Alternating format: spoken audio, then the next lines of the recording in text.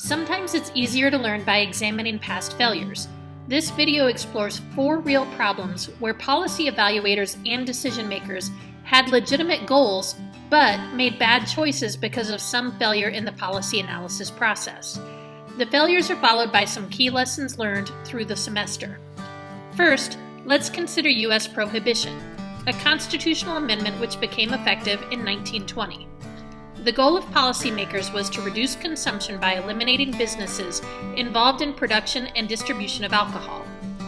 It's unclear whether the policy had any effect on consumption, as personal possession of alcohol remained legal. The policy, however, did have an effect on the relationship between the government and the governed. There was increased animosity towards the government for the efforts to control what citizens considered to be a private matter. The policy also resulted in reduced tax revenue and increased organized crime. Ultimately, the constitutional amendment was repealed 13 years after enacted. What could policymakers have done differently? First, they could have looked to behavioral nudges to increase awareness of the dangers of excessive consumption of alcohol. They could have also contemplated small wins instead of implementing a policy so drastic. These small wins might have included restricting sales to certain days of the week or increasing taxes to reduce affordability of alcohol. Second, let's consider the significant problem China had on its hands. Their population was rapidly increasing to a point where officials were concerned about a potential mass state of starvation.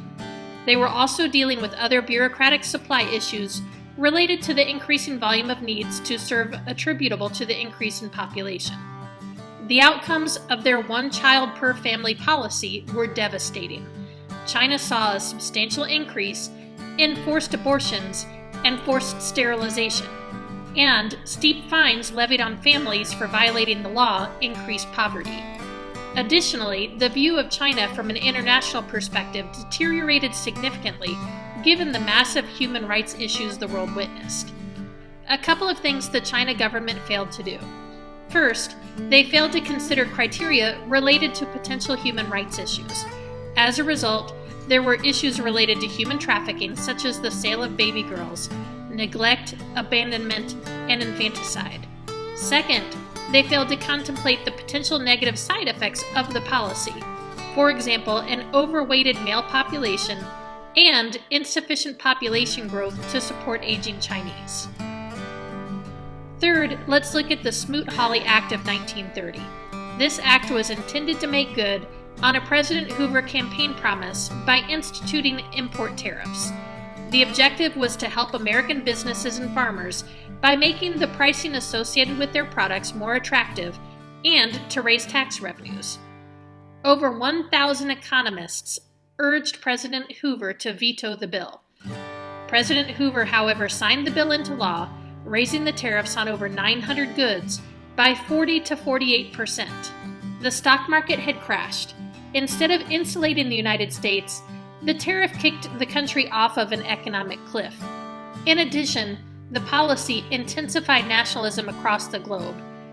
This act has been attributed with contributing to the rise of Hitler. President Hoover failed to listen to experts and properly project outcomes and scenarios with devastating long-term consequences. Finally, let's look at a more current example. Under the National Flood Insurance Act of 1968 and amended from time to time, the United States government provides flood insurance where private insurers will not, so structures built in high floodplain areas have affordable insurance. The Biggert-Waters Flood Insurance Reform Act of 2012 sought to correct the subsidies and price the risk more appropriately. In January 2014, the United States Senate passed the Homeowner Flood Insurance Act of 2014, which delayed these flood insurance premium increases planned under Biggert-Waters. The policy failure here was in deciding policymakers should make sure they're using common sense. As a result of this subsidized flood insurance, people choose to live in areas that are prone to flood. Not only do families lose their possessions, but every year somewhere in the country, people living in these unsafe areas suffer the most severe loss of life. Sometimes it's better to subsidize people to move out of flood-prone areas than to move into them or rebuild within them. The remainder of this video focuses on my top 5 lessons learned from this course and key tools and reminders we've learned along the way.